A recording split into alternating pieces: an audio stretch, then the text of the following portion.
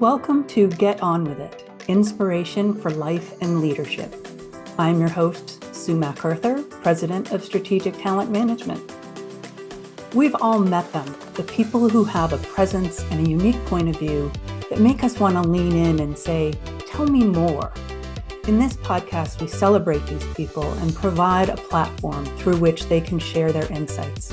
Whether you lead a company, a community organization, or just your own life, we offer you these moments of clarity, hope, and inspiration. So let's get on with it. What if the smallest actions could create the biggest ripple effects in your work and your life?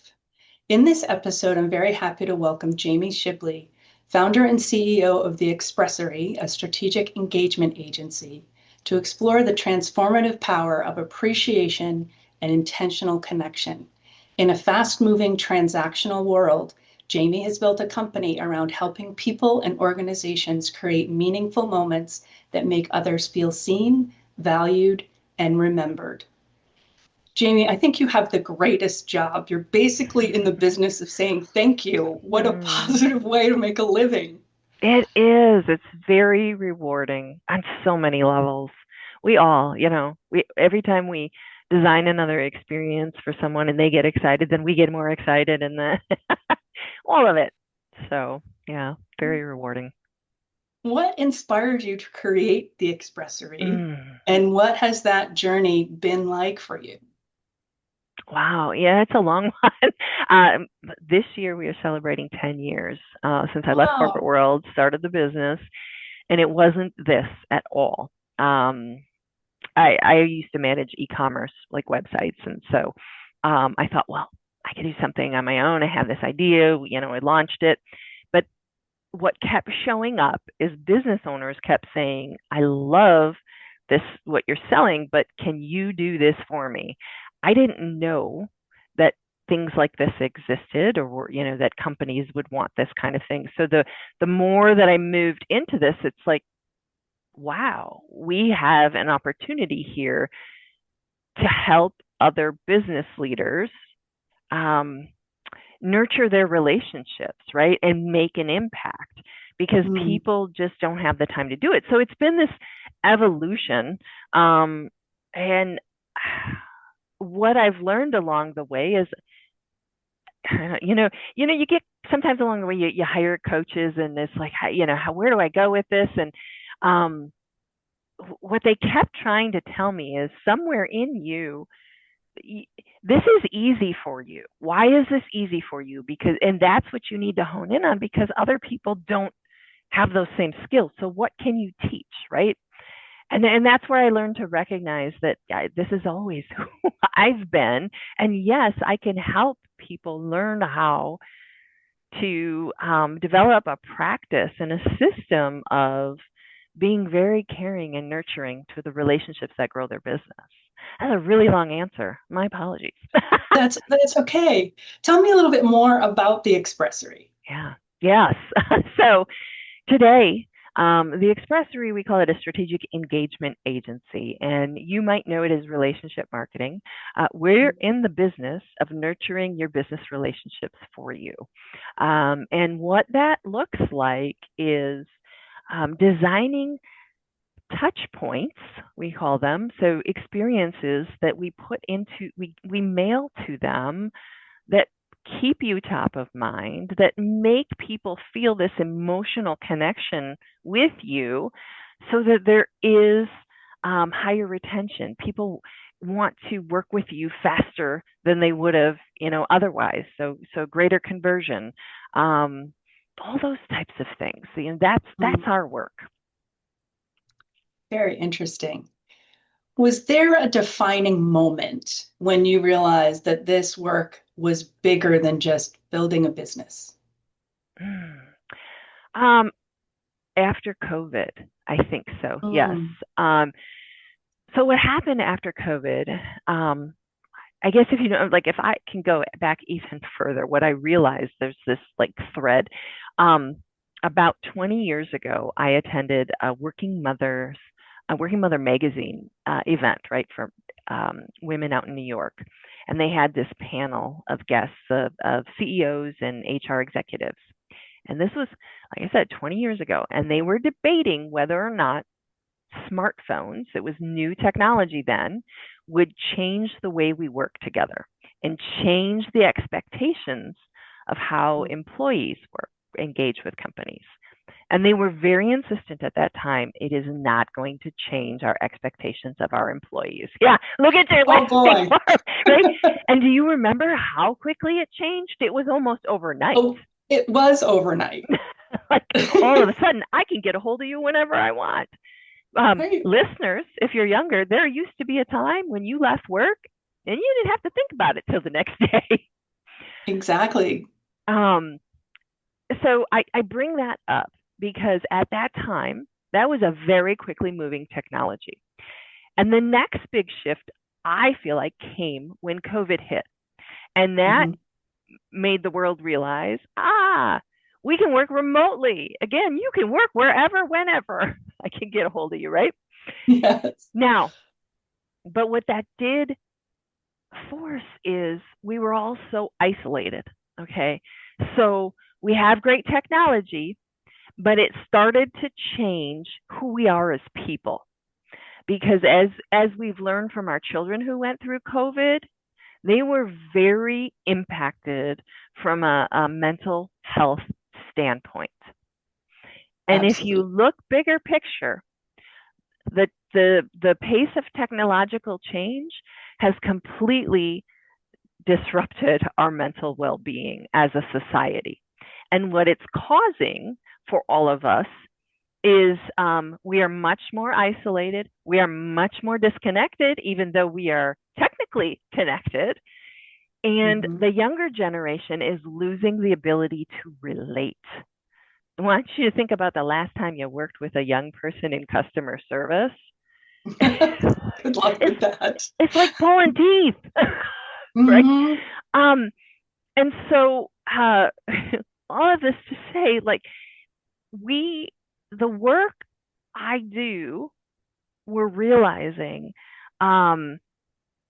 makes a difference with that, because the world is starting to feel like nobody sees them anymore. We're too isolated. We're too remote. Nobody cares about me. In fact, you and I were having a conversation, and I said I attended a webinar and learned a stat that floored me. Only 39% of employees say that someone at work genuinely cares about them. So only 39% of people feel like in their day-to-day work, someone really cares. Someone sees them. Anybody. Anyone. And it just, I mean, if, like that timeline that I'm, trying to paint here, it's getting worse. And that stat may have come from work, but that applies just in general.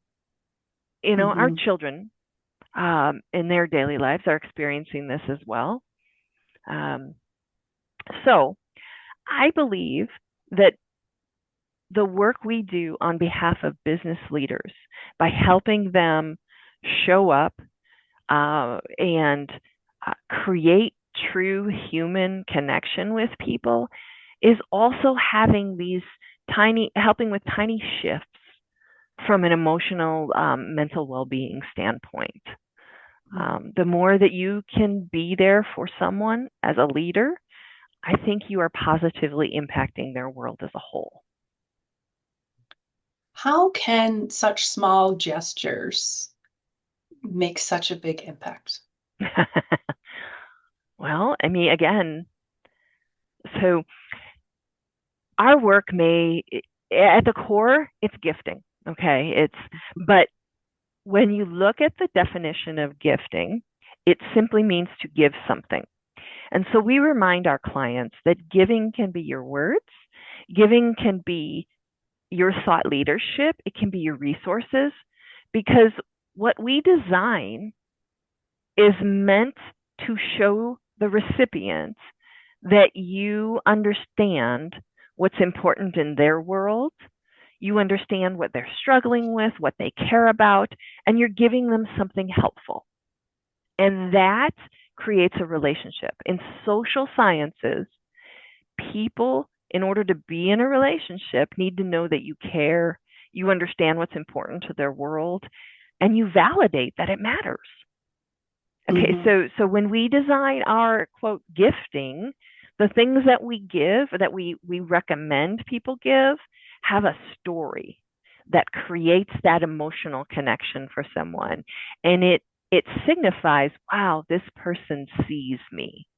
It's not just I'm giving you some chocolates. There's a story, there's a reason for it that will Mm-hmm. lead you to believe this person knows me and cares. And that's how it has that positive impact. Yes. Well, I have a story of my own. I do a lot of recruiting. So I Yeah. will interview people, and it's rare that I get a thank you from a candidate that I've interviewed Oh, wow. via email. It almost never happens that I get a handwritten thank you. But Okay. I do remember Brian Carboni. I will never forget his name. And I advocated for him to be hired because he sent me, not only sent me a handwritten thank you note, he sent it on Batman stationery. And I will never forget him for doing that. And Oh, because he established that relationship with me, I was more likely to advocate for him. that's right. He stood out. He He stood did. out. He did. Yes, You know, I love and we that. have lost the art of the handwritten thank you note. Oh, 100%. Well, maybe it started because it can't do cursive anymore, but Some of them can't even write legibly. no, But no, well, we don't have to. no. That's exactly what try being in my business where you have to hire for good handwriting. Oh my goodness. Yeah. Oh Um, my. that reminds me of a story in my early, because I say this is who I've always been. But when I was 18, my last year as a senior in high school, I worked for Case Tractor Plant, tractor company here in town. Oh. And as you can imagine, it was very much a um, good old boys club there, right? Like, Right. and it was at a time where it was a very different work environment for women, so here I'm Mhm. a young woman and whatnot. So you had some very different relationships there. But there was one woman who had been there for quite a few years, and you could tell people got tired of being treated a certain way. And um she controlled, so we worked in parts, and she controlled when your back orders would, be released and things like that. And I you had to go to her to get something approved and for your customer kind of thing. She was having a bad day, and I happened to walk into her cube, and you could tell she was just angry, and people were kind of afraid. And I remember leaving her cube, and I went out for lunch, and I went to I picked up like a little bouquet of flowers, and I brought it back, and I gave it to her, and she dropped her papers, and she was like, "What is this?" And I said, "It's for you." And she said, "Why?" And I'm like, "Because you were having a bad day." Like, tears, Yeah. right? Like, and that woman, like, I could go to her. I was one of the few, like, I could get anything done. But it was such a, I didn't think anything of it. I just thought, here's this woman who is clearly struggling and having a bad day. Something needs to make her smile. I need to shift that energy. And Hmm. this is what I have in my power to do. And it was nothing to me. So I have quite a few stories like that. Like, and I don't do it for that reason. It's just who I am. Um, Back in 2019, I had they found kidney cancer, and my doctor and the nurse, we found it by accident. I had gone in for like a regular kind of UTI test and whatever, and then we found this. And the nurse actually asked me if, because they immediately then had me go do more tests, and she said, "Do you want me to meet you there and I'll hold your hand while you're going through these tests?" Because they knew, so okay. So I never forgot how, I mean, he was so good to me to call immediately. I mean, all these things. I gave them a gift. And I wrote them a card that talked about the woman. I gave like a lighthouse. It had a lighthouse. It was like a steel pressed lighthouse into it or whatever. And my letter, of course, referenced she was kind of like my beacon. They were both, you know. The next time I saw her, almost in tears, and she said, "Did you know I like lighthouses?" I'm like, "No, I had no idea, but I'm glad." My family jokes that I can call that doctor and I'm the only one that can get in. They will personally make an appointment for me. Right. But I Right. later read some research that said they tested two groups, and it was complicated diagnoses, right? So the doctors had to give complicated diagnoses. One group of people gave them a thank you, and the other did not. And what they found is that 10% of the time, the doctors who were thanked went above and beyond to additionally research and help them. Like, Wow. I mean, 10% isn't huge, but it makes a difference, you know? It does. It does. And we think about the people that are nasty to us. Yes. Uh, how how does that make us feel? And does that make us want to engage with them in any kind of positive way? Right. Just Right. don't really want to help them. No, I'm not going to go any further then. Right. Yeah. Right. Yeah. So How can we create experiences that make people feel seen and valued? What does it really look like when somebody gets it right?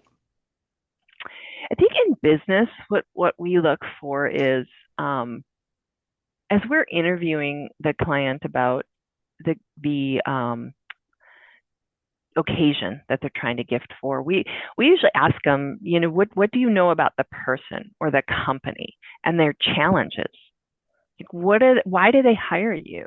What are they struggling with? And what do they want to achieve? What will they achieve when they get there? Have you heard about any accomplishments they've had recently? Um, do you know about any of their interests or their hobbies? Uh, Mhm. Trying to think of some of the other, um, because when you have answers to those things, and then you design what you're giving them to reflect that they're working toward that thing. I Mhm. want you to. I'll give you an example that will help with this.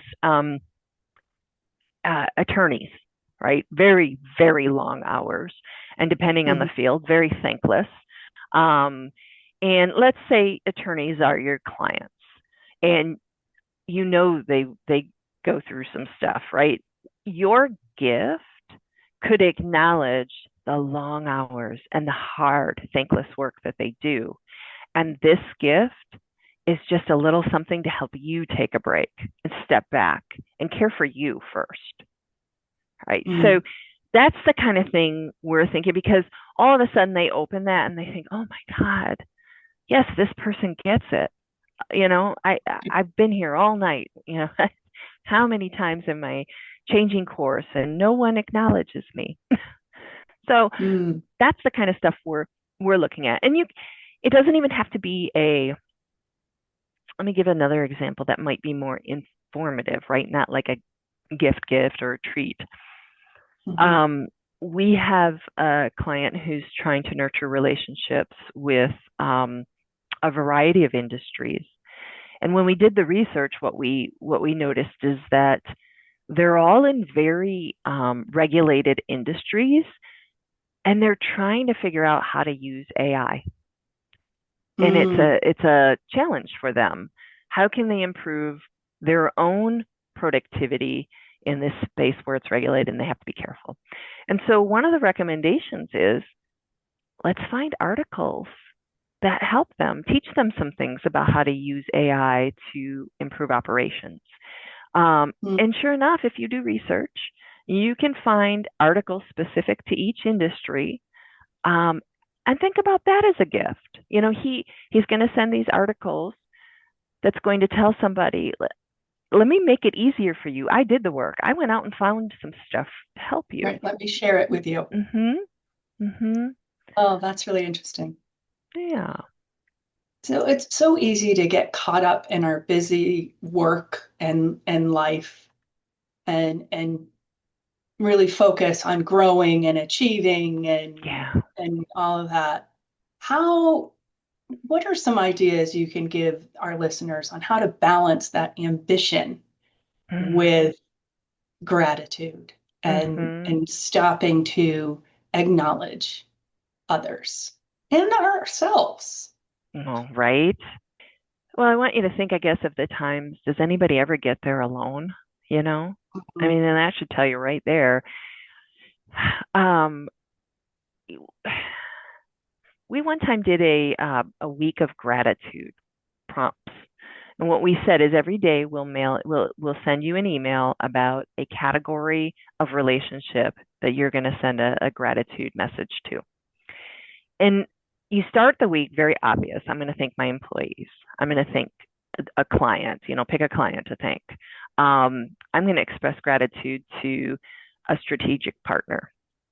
And then we kind of shifted it on them. And we said, we want you to pick a friend or family member that's been there for you, that has helped you in the hard times or that has seen the struggle. We're going to acknowledge them. We're going to thank them for being there. And through the course of this week, we were writing their messages, and you could see how deep it was going with each day. And Mm. some of the messages as you went in through the week were so, I mean, my team, there was one, my team was like, oh my gosh. I mean, it was so touching. So I challenge people to think a little broader about who's helping you get where you are. Uh, Mm. Maybe even your kids. What would happen if you wrote a thank you message to your husband and your kids, or I'm sorry, your significant other, and said thank you simply for being there for you, for Putting taking up with all this stuff. right, for taking that late night call.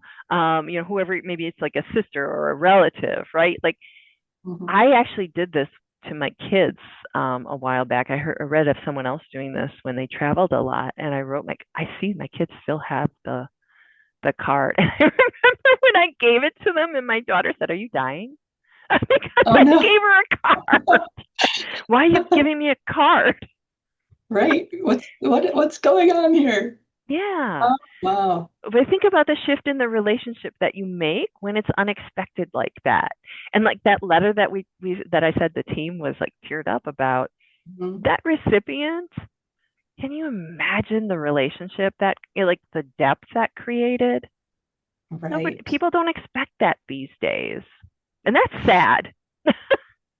It is. It is. But if they did expect it all the time, what a lot of pressure to keep up that pace. True. But True. those meaningful moments really today more than ever before, I think, have such a significant impact. Right.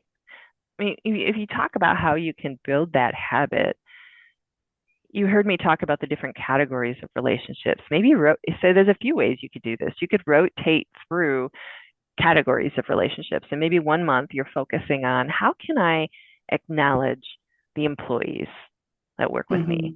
Hmm. The next month, how can I acknowledge and appreciate my clients? Um, don't forget about your referral partners. Don't forget Yeah, about your advisors. your Um, vendors. your vendors is huge. They Right. don't expect I make a point. And has anybody ever done this in their personal life? Like you've the garbage, the collectors. I don't know if there's a better name Hmm. for that. But I'm the post The the sanitation there you workers, I go. think, but they called it on The Sopranos. Yes, yeah. Okay, not those type of settings, but yes. Um, your mailman, right? Like our delivery people here, imagine the stuff they haul in and out. Like we make sure they get a gift every year. Hmm. I mean, think about how kind people are to you when, oh, my family laughs at me. Um, I know my grocers, the people who check me out, and the bagger, they have come to the grocery store with me, and they're like, "Of course, mom knows the grocery." And my Right. husband refers, right? They'll send messages home with him. I've given them a gift before, but like when you acknowledge someone who doesn't expect it, they go above and beyond. These people have, when I was after surgery, they hauled stuff to the car for me. Like, you know what I mean? Hmm. Like little things you may not be Right. thinking of. You change someone's world. Right. And sometimes these people are in jobs that are so thankless and Mm-hmm. so difficult, and all they ever hear is negative. So that one shining moment probably means more to them than you realize. Mm-hmm. Yeah. And it goes back a little bit to, the listening conversation you and I have had before that we are so busy. Think about the number of times you're talking with someone and all of a sudden you see them do this, right? Like they're not Oh, listening. They're not yeah, all right. That's our world today.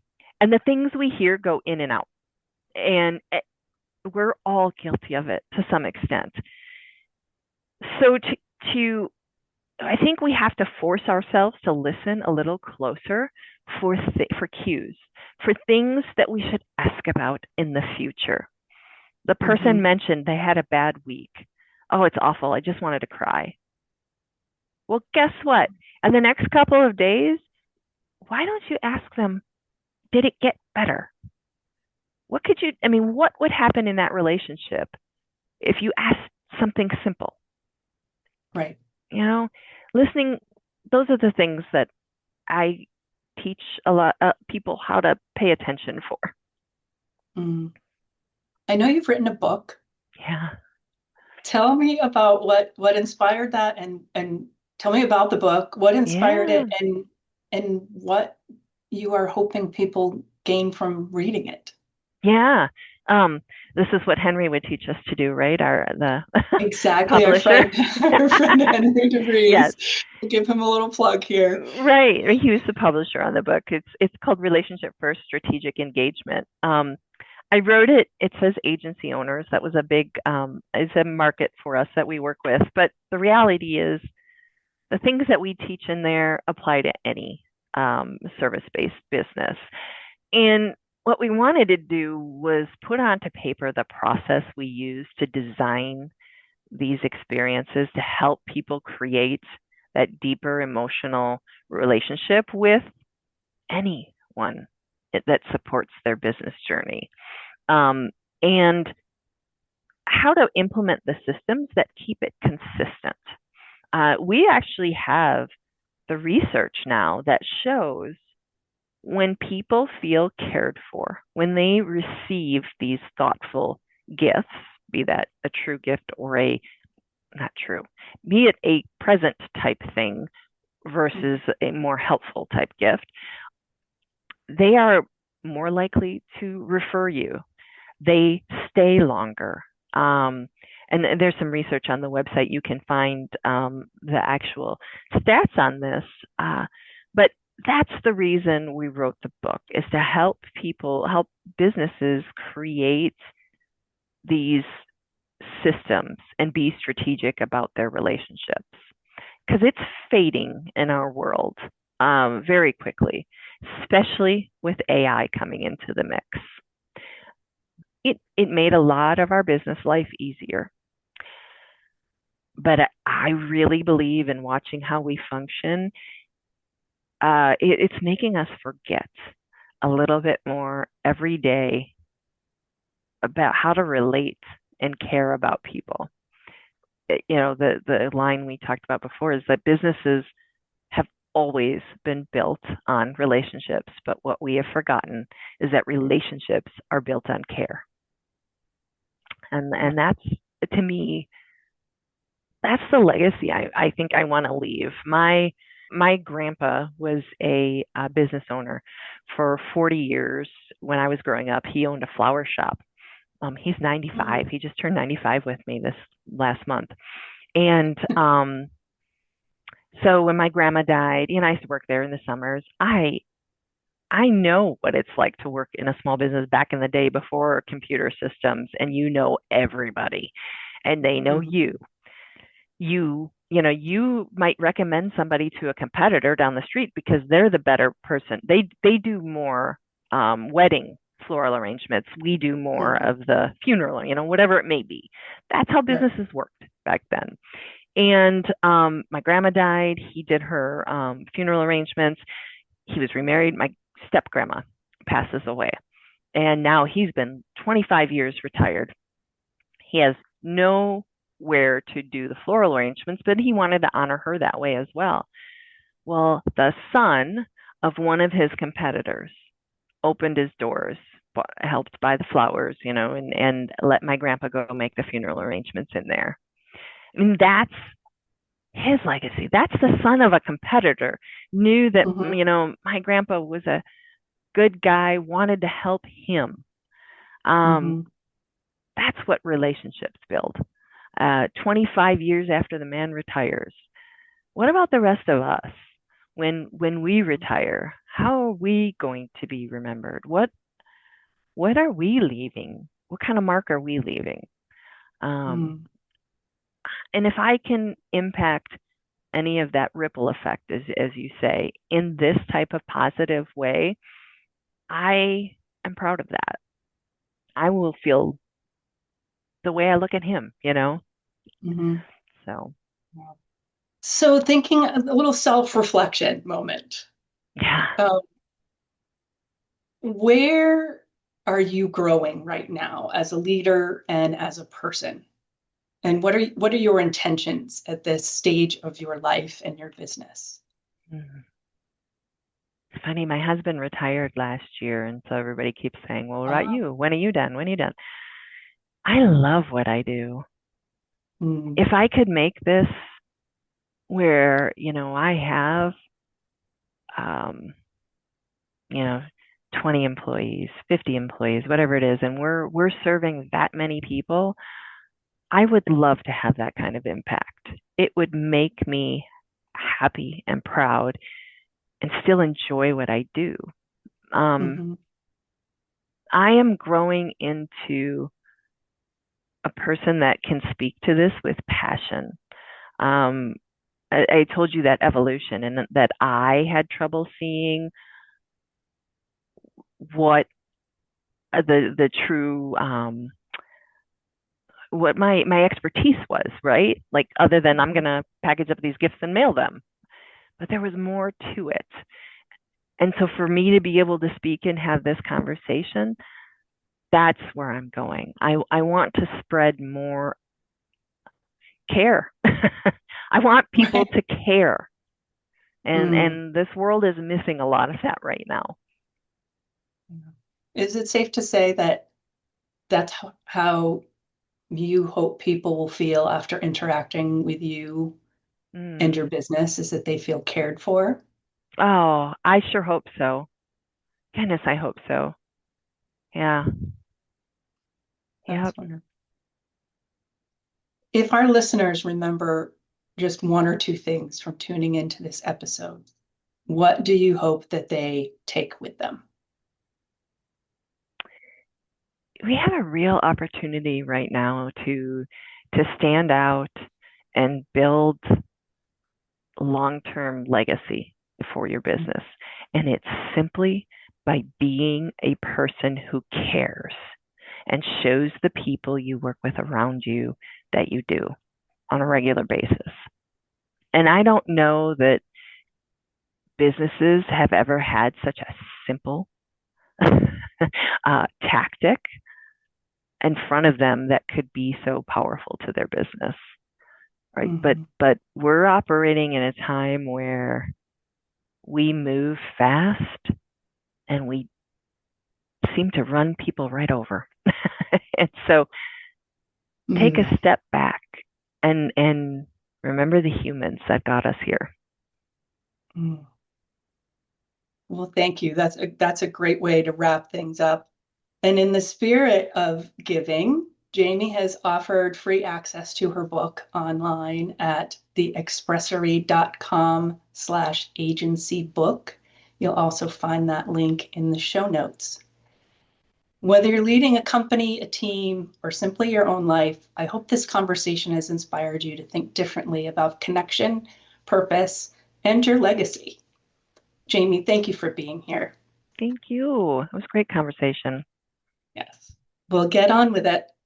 I'm grateful for my time with Jamie and grateful that she has offered my listeners a free copy of her book, Relationship First Strategic Engagement.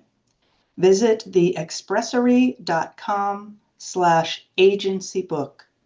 Although written for agency owners, you'll get some real value from this, no matter your field or your role. Thank you for joining me for this episode. Until next time.